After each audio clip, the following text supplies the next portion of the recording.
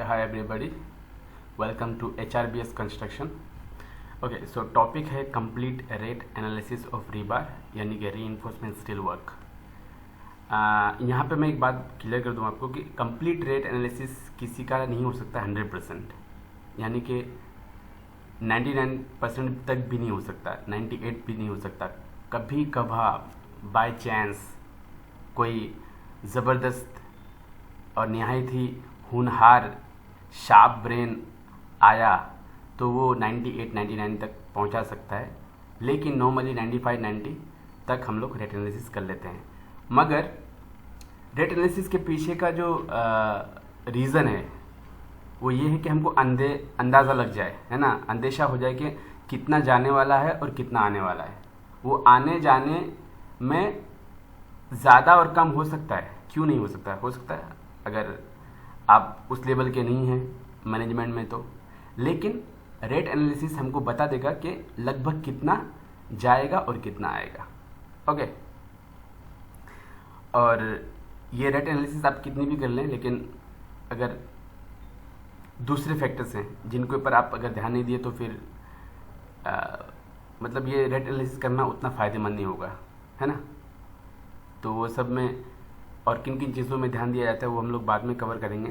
लेकिन जो सीक्रेट है रेट एनालिसिस के पीछे, यानी कि बेनिफिट के पीछे, रेट एनालिसिस हम लोग इसलिए करते हैं ताकि हमको बेनिफिट कितना हो और ज़्यादा से ज़्यादा बेनिफिट हो तो उसका हमें अंदाज़ा लगे, कितना हो और ज़्यादा से ज़्यादा हो, है ना। कितना हो पहले हम लोग रेट एनालिसिस करते हुए देख लेते हैं, लेकिन ज़्यादा से ज़्यादा हो तो हम लोग रेट एनालिसिस को ब्रेन में रखते हैं, उसको दिमाग में ठहरा के रखते हैं कि ये हो रहा है या फिर वो हो रहा है। तो उससे हमको अंदाज़ा लग जाता है कि असल में हम लोग कहाँ मूव हो रहे हैं और क्या चल रहा है पीछे। तो सीक्रेट वही है बेनिफिट्स के पीछे कि कितना इंटेलिजेंट है आप और किसके साथ काम करते हैं, आप किस तरह बोलते हैं, आपका नेटवर्क कितना स्ट्रांग है, आपकी टीम जिनको लेके आप काम करवाते हैं वो कितनी स्ट्रांग है, कितनी मजबूत है वो, और कितने लीडर्स हैं आपकी टीम में, और कितने रिस्पॉन्सिबल है वो आप और आपका पूरा ऑर्गेनाइजेशन। ओके, तो चलिए, तो complete rate analysis of rebar के लिए हमको क्या क्या लगेगा, और रीबार मतलब रीइंफोर्समेंट स्टील को का काम करने के लिए हमको क्या क्या लगेगा, है ना। पहले उनको देख लेते हैं। तो पहले हमको लगेगा स्टील, है ना, जिसको हम लोग कट करने वाले, बेंड करने वाले और फिट करने वाले। उसके बाद लगेगा बाइंडिंग वायर, है ना। उसके बाद लगने वाला लेबर्स और लेबर कॉन्ट्रैक्टर्स। इक्विपमेंट्स, है ना, इनको स्टील को बाइंड करने के लिए या कट करने के लिए हमको लगने वाले हैं इक्विपमेंट्स और मशीन्स। उसके बाद सेफ्टी की बात करें अगर, तो लेबर्स को लगेगा ये सब सेफ्टी के अलावा भी कुछ सेफ्टीज हैं, है ना, इंस्ट्रक्शंस है, गाइडलाइंस है, उनको ट्रेन करना है ना। तो वो सब ह्यूमन बीइंग का काम है, लेकिन जो इक्विपमेंट चाहिए उनको कम से कम तो ये है। अच्छा, मैं सीक्वेंस में लगाया हूँ कि ये उनको होना ही होना है, ये भी होना है और ये भी होना चाहिए, है ना, ये उनके पास होना ही चाहिए। उसके बाद बाकी चीज़ें मूव होता है रिक्वायरमेंट के हिसाब से, ठीक है। सेफ्टी लगेगा, उसके बाद मिसलेनियस लगेंगे जो काम करने के लिए चाहिए होगा, है ना। हुक चाहिए होगा, मेजरमेंट टेप चाहिए होगा, चॉक चाहिए होगा, स्टील कटिंग ब्लेड, ये डाया, स्टील बेंडिंग और स्ट्रेटिंग डाया, कर्व ब्लॉक्स। तो ये सब चाहिए। उसके बाद एक बहुत ज़रूरी चीज़ है, वो अगर नहीं रहा तो फिर ये सब होते हुए भी आप कभी बेनिफिट नहीं उठा पाएंगे, और वो है ये वाली चीज़, ब्रेन, और इसको ट्रेन करना, है ना। इसके लेफ्ट ब्रेन राइट ब्रेन दोनों को ट्रेन करना, मजबूत तरीके से ट्रेन करना, ठीक है। तो ये 7 चीज़ चाहिए होगा। 7वें वाली चीज़ बहुत ही ज़्यादा मायने रखता है। उसके बाद ये सब चीज़ें जो 6 चीज़ें बताया मैंने, ये चाहिए ही चाहिए अगर आपको काम कंप्लीट करवाना है तो सेफली। ओके, सेफली काम तो कंप्लीट हो जाता है, लेकिन सेफ्टी का ख्याल ना रखें तो फिर काफ़ी कुछ खतरों का सामना करना पड़ सकता है सबको। ठीक है, तो चलिए हम लोग देख लेते हैं स्टील को पहले। तो हमको स्टील कितने का हम लोग करने वाले हैं रेट एनालिसिस। तो मैं ले रहा हूँ 100 मेट्रिक टन, मतलब 1 मेट्रिक टन मतलब 1000 केजी, 100,000 केजी है ना, 100,000 केजी, 100,000 मतलब 1,00,000 केजी, यानी कि 100 मेट्रिक टन। तो ये करंट प्राइस मैंने लिया हूँ ये गूगल से सर्च करके। ठीक है, अभी फ़िलहाल में जो चल रहा है ये बदल भी सकता है टाइम टू टाइम, मुझे पता नहीं, तो इसलिए मैं बोला कि करंट प्राइस हम लोग लेके चलते हैं। अच्छा, मैं पहले ही बोल चुका हूँ, ये वीडियो के स्टार्ट करते ही बोल चुका हूँ मैं कि रेट एनालिसिस में डिपेंड करता है कि आप कौन हैं, आप कब से हैं, किन के साथ डील कर रहे हैं, है ना। जो सेलर है और आप जो बायर हैं, या फिर आप जो सेलर हैं वो जो बायर है, आपके बीच में ट्यूनिंग किस तरह की है, आप कितने दिनों से डील करते हैं, है ना। तो बहुत सारे फैक्टर्स पे डिपेंड करता है कि आपको प्राइस कितने में मिलेगा और कितना मिलेगा, कितने प्राइस में कितना क्या मिलेगा। ठीक है, तो मैं ये लिया हूँ करंट प्राइस गूगल से, है ना। अब गूगल में लिखोगे करंट प्राइस ऑफ स्टील और रीइंफोर्समेंट स्टील, तो आपको मिल जाएगा इतने से इतना, या फिर ये डाई के ऊपर डिपेंड करता है प्राइस। शायद मैं श्योर हूँ कि डाई अलग अलग डाई का अगर आप स्टील लेंगे तो अलग अलग प्राइस आपको पे करना होता है। तो per ton 38 to 48,000 rupees, 38,000 rupees to 48,000 rupees. तो मैंने इसके बीच का ले लिया। ठीक है, मैं कैलसी सामने रख दूं,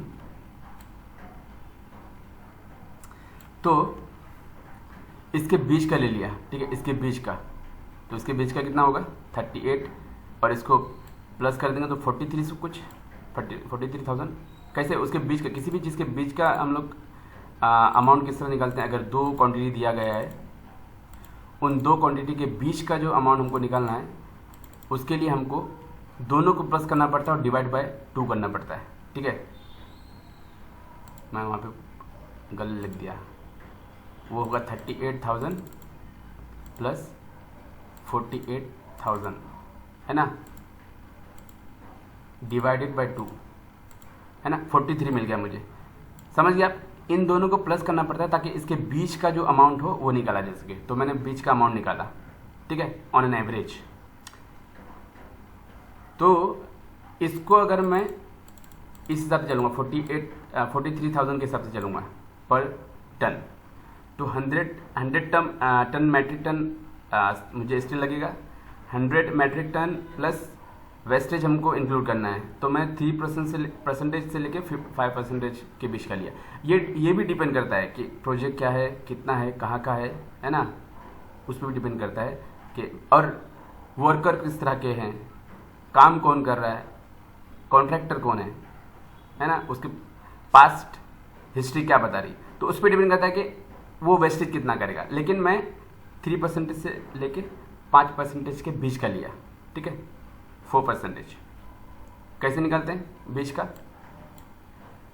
मैं लेता हूँ 3 + 5, 8 हो गया, डिवाइडेड बाय 2, 4, है ना। इन दोनों को प्लस करना पड़ता है, डिवाइड बाय 2 करना पड़ता है। डिवाइड कर देंगे 2 से तो हमको वो 4 मैट्रिक टन मिल गया, मतलब उसके बीच का मिल गया। तो 4 मैट्रिक टन होगा 100 मैट्रिक टन स्टील के लिए वेस्टेज अंदाजन। तो मैं क्या करूंगा इन दोनों को प्लस करूंगा। क्यों इन दोनों को प्लस क्यों करने जा रहा हूं मैं, क्योंकि अभी टोटल हो गया ये प्लस ये, क्योंकि मैं वेस्टेज भी इंक्लूड किया। उसके बाद ट्रांसपोर्टेशन ले रहा हूँ 89,000 रुपीज़।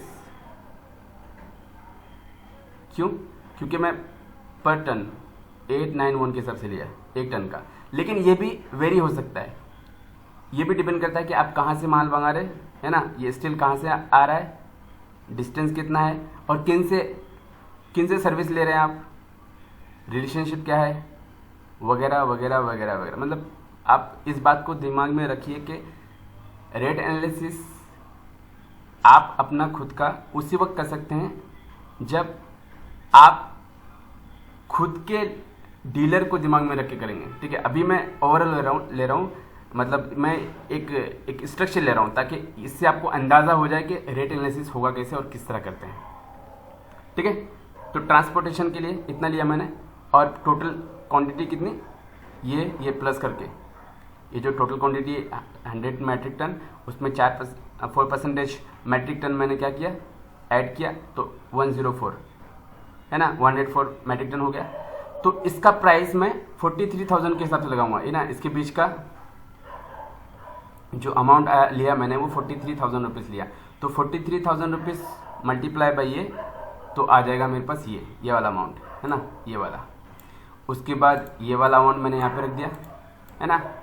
तो दोनों का अमाउंट मिलके मुझे ये अमाउंट मिल गया 45 लाख तक।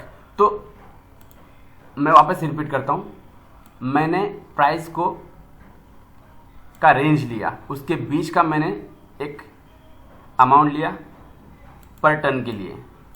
मैं क्वांटिटी ले रहा हूँ एनालिसिस करने के लिए 100 मैट्रिक टन, उसमें मैंने 4% लिया, इसके बीच का लिया परसेंटेज, जो वेस्टेज होगा वो आया 4% मैट्रिक टन, 4 मैट्रिक टन।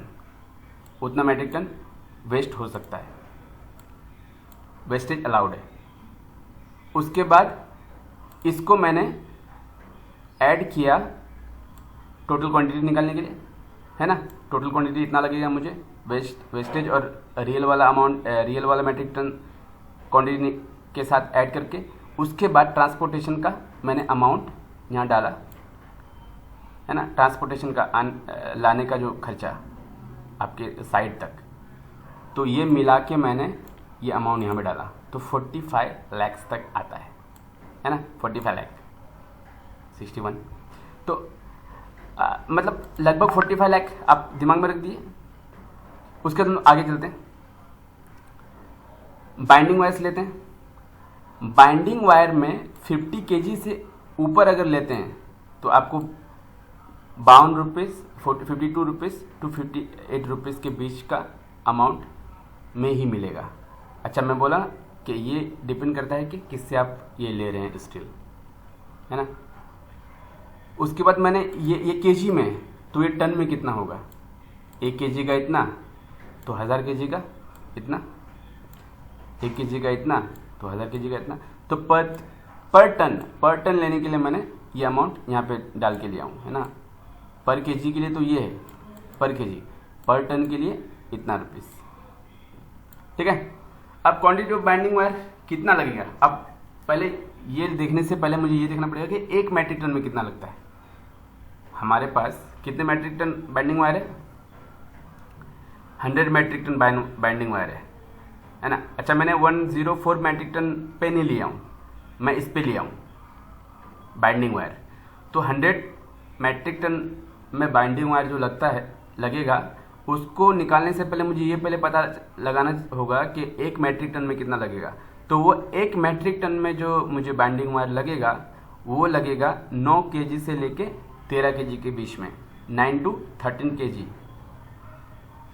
उसी के बीच का लगेगा। लेकिन वापस से मैं बोल रहा हूँ कि ये डिपेंड करता है कि आप किस तरह के स्टील को बाइंड करने जा रहे हो।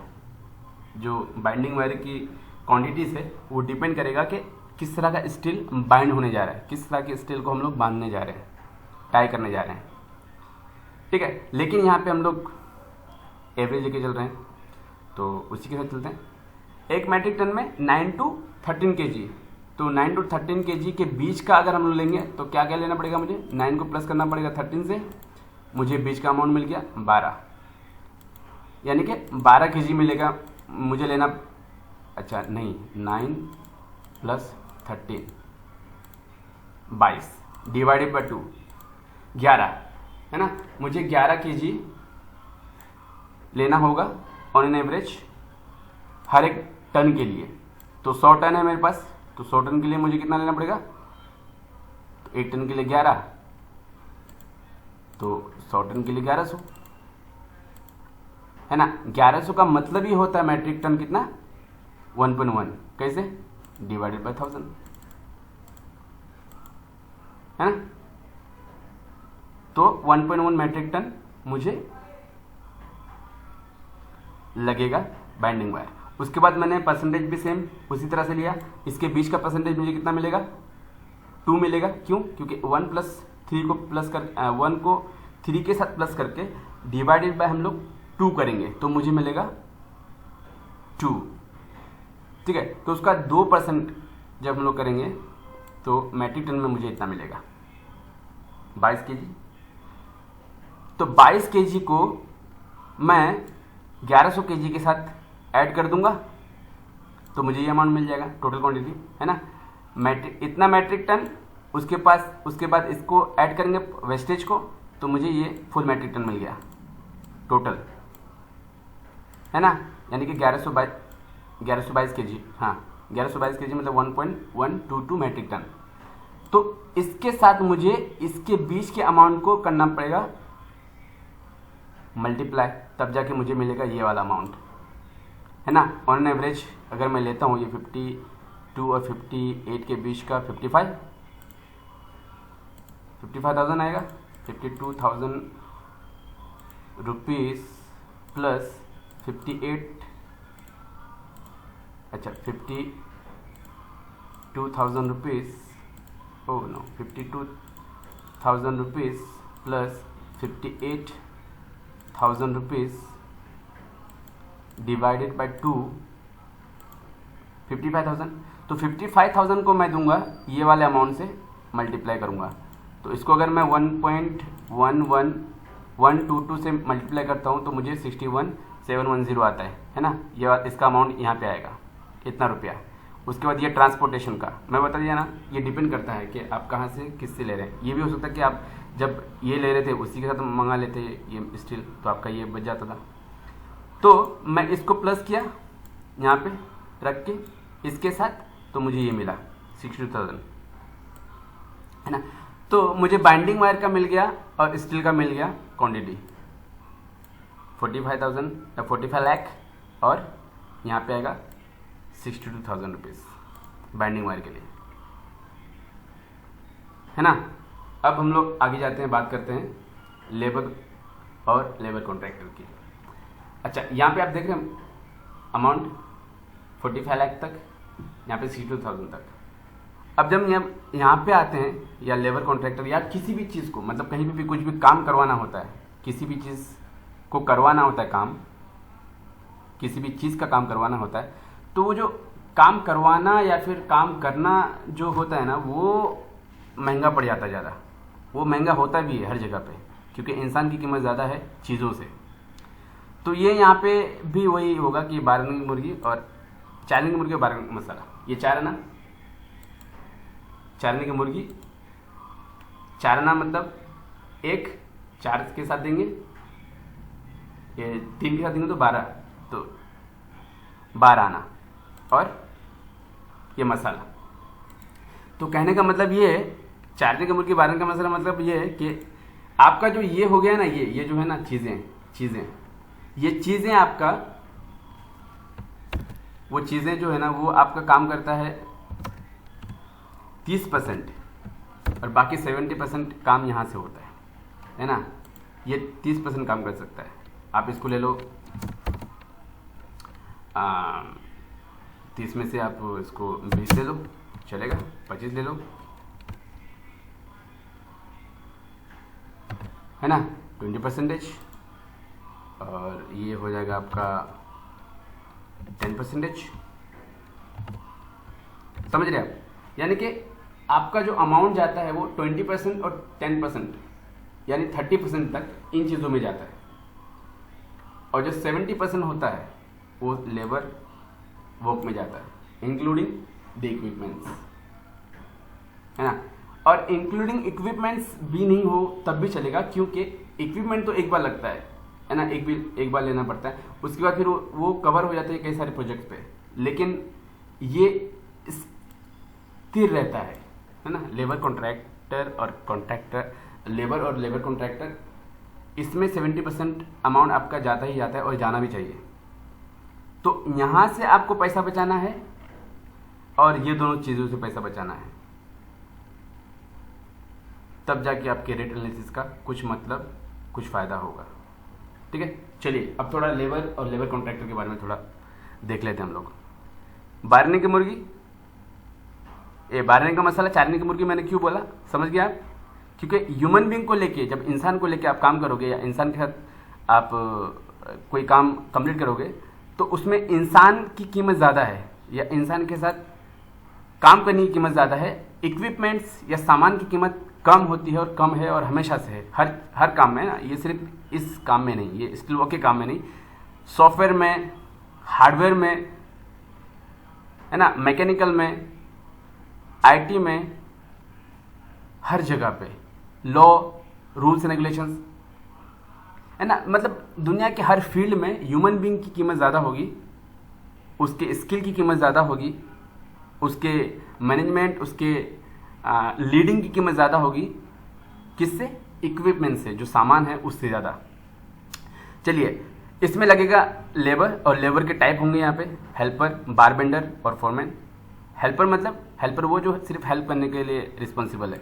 बारबेंडर जो बेंडिंग मशीन का या कटिंग मशीन का यूज़ करेगा। फोरमैन जो इंस्ट्रक्ट करेगा इन सभी लोगों को, है ना, इन सभी लोगों को इंस्ट्रक्ट करेगा और लीड करेगा ताकि काम ऑन टाइम प्रॉपरली हो।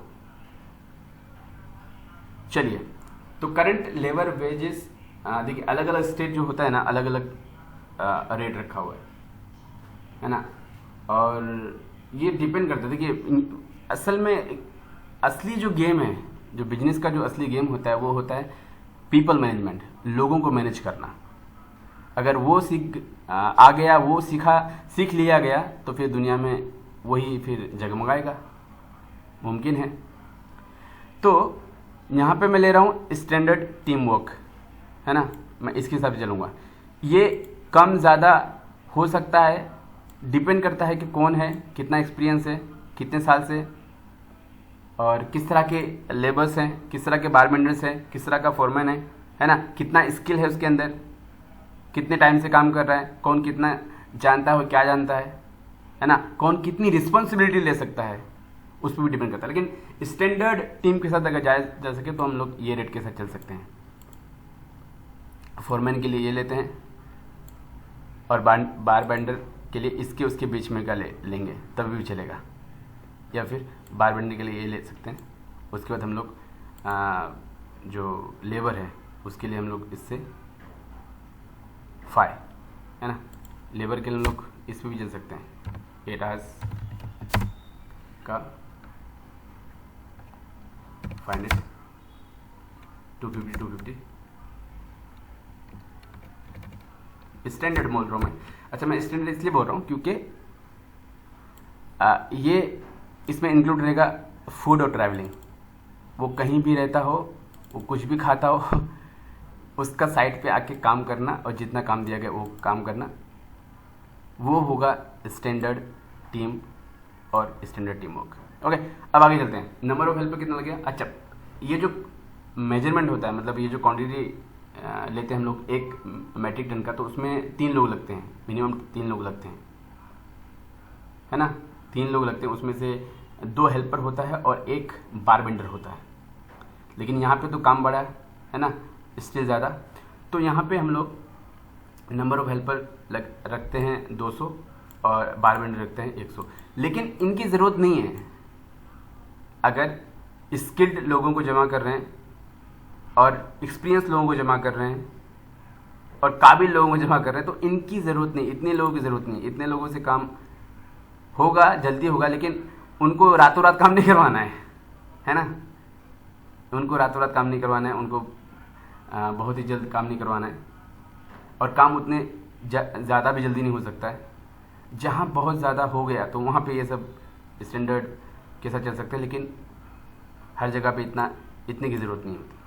वो सुने होंगे ना आप कि 4 चालाक लोग 40 के बराबर होते हैं, लेकिन 4000 बेवकूफ़ लोग 40 के भी बराबर नहीं होते। तो सेम वही रूल अप्लाई होता है हर जगह, हर बिजनेस में। जहाँ पे लोगों की बात होती है, जहाँ पे आप लोगों की बात करते हैं, लोगों को जमा करने की बात करते हैं, ठीक है। और फॉर्मैन यहाँ पे 3 रख देते हैं, और नंबर ऑफ डेज 300 डेज, और ये होगा परसेंटेज किसका, अगर लेबर है, कॉन्ट्रैक्टर है, तो जिसने कॉन्ट्रैक्ट लिया है तो उसका 15% ओवरहेड रहेगा, ठीक है, इतना। तो हम लोग ये अमाउंट कैलकुलेट करके, इनका अमाउंट और ये ओवरहेड का अमाउंट कैलकुलेट करके देखेंगे तो हमारा लगभग ये आएगा। ये इसके ऊपर नीचे भी हो सकता है, ये जैसे कि मैंने बोला कि ये डिपेंड करता है आप लेबर खुद, आपका खुद का है या फिर लेबर कॉन्ट्रैक्टर है, लेबर कॉन्ट्रैक्टर कितना स्किल है, कितना एक्सपीरियंस्ड है, और ये किस तरह के टीम के साथ है, किस तरह का टीम बिल्ड किया हुआ है लेबर कॉन्ट्रैक्टर ने, ठीक है। Team building skill, team people management skill, है ना, time management skills, work management skill, ये डिपेंड करता है कि अमाउंट कितना होगा और बेनिफिट या लॉस कितना होगा लेबर कॉन्ट्रैक्टर को, ठीक है। लेकिन मेरा मतलब यहाँ पे ये दिखाने के लिए ये था कि ये हकीकत बात है कि चारने की मुर्गी बारने का मसाला, है ना। यहाँ पे हो जाता है 4 करोड़ रुपीज़ तक, है ना। ये पूरा अमाउंट 4 करोड़ रुपीज़ का हो जाता है। जैसे कि मैं आपको बोल दिया कि बार बेंडिंग, बाइंडिंग वायर और स्टील को मिला के भी उतना नहीं होता है, इसका आधा भी नहीं होता है ना, आधा हो सकता है शायद, लेकिन आधा भी नहीं होना चाहिए, क्योंकि जब इनकी बात आती है, जब लेबर कॉन्ट्रैक्टर की या फिर कॉन्ट्रैक्ट की बात आती है, तो वहाँ पे अमाउंट हमेशा 50, 60 या 40 से लेकर 60% ज़्यादा होना चाहिए। मतलब 60-40% अमाउंट ज़्यादा होना चाहिए वो इनके बेनिफिट का, वो रेट से। कौन सा रेट, ये बाइंडिंग वायर का पूरा क्वांटिटी के साथ वो जो अमाउंट का जो रेट निकलेगा वो, और स्टील का जो अमाउंट निकलेगा वो, उससे 40-60% के बीच में इसका बेनिफिट होना चाहिए, तब जाके उसका कॉन्ट्रैक्ट लेना फ़ायदेमंद है या फिर बेनिफिशियल है। ओके, सो इक्विपमेंट्स को भी मैंने एक रेंज में लिया, है ना। बार मशीन, बेंडिंग मशीन वो भी आता है, लोकल आता है, ओरिजिनल आता है, लेकिन ये इसी रेंज में रहेगा। कटिंग मशीन, ये किस तरह की कटिंग मशीन ले रहे हैं उस पर भी डिपेंड करता है। उसका सेफ्टी इक्विपमेंट्स के लिए मैंने ये ऑन एन एवरेज लिया हूँ, है ना। ये सब मैंने इस तरह ऑन एवरेज इसलिए लिया हूँ ताकि आपको ये बता सकूँ कि ये सब आपके पास पहले से होगा या फिर इनकी ज़रूरत हर प्रोजेक्ट में नहीं लगती है ना, हर प्रोजेक्ट में नहीं होती है। मतलब इनको बाय करने की ज़रूरत हर प्रोजेक्ट में नहीं है, लेकिन हर प्रोजेक्ट में इनकी ज़रूरत है। इनकी ज़रूरत हर प्रोजेक्ट में है, इसकी ज़रूरत हर प्रोजेक्ट में है, इसकी ज़रूरत हर प्रोजेक्ट में है, ठीक है। तो इसी के लिए ये पहले से ही एग्रीमेंट होना चाहिए कि कौन क्या करेगा, कौन क्या लेगा, है ना, किसके हिस्से में क्या रहेगा। तो क्योंकि इनकी ज़रूरत हमेशा नहीं है। तो ये हिसाब किताब करने के बाद हम लोग ग्रैंड टोटल करते हैं अगर, है ना। मैं बोला कि इनकी ज़रूरत एक बार, 2 बार, और इनकी ज़रूरत कौन पूरा करेगा ये भी फैसला करना ज़रूरी है। तो इसको अगर रिमूव करके, इसको भी हटा के भी कैलकुलेट करेंगे आप, तभी भी चलेगा, तभी भी आपको एक अनुमान लग जाएगा, ठीक है। तो स्टील के लिए इतना, बाइंडिंग वायर के लिए 62, 4 करोड़ तक, लेबर कॉन्ट्रैक्टर, इक्विपमेंट्स, इसका टोटल इतना है ना, 5 करोड़। तो ये काम होगा, इस तरह का काम होगा। मतलब यही काम नहीं होगा, ये डिपेंड करता है कि वो कहाँ क्या हमको कंस्ट्रक्ट करना पड़ रहा है, लेकिन काम इस तरह होगा, है ना। ये कंप्लीट काम हो जाएगा। तो चलिए, उम्मीद है आपको समझ में आ गया होगा, और नहीं तो प्लीज़ कमेंट करिएगा, और कुछ क्वेश्चंस हो तो पूछें बिंदास। रेट एनालिसिस के बारे में। Thank you very much.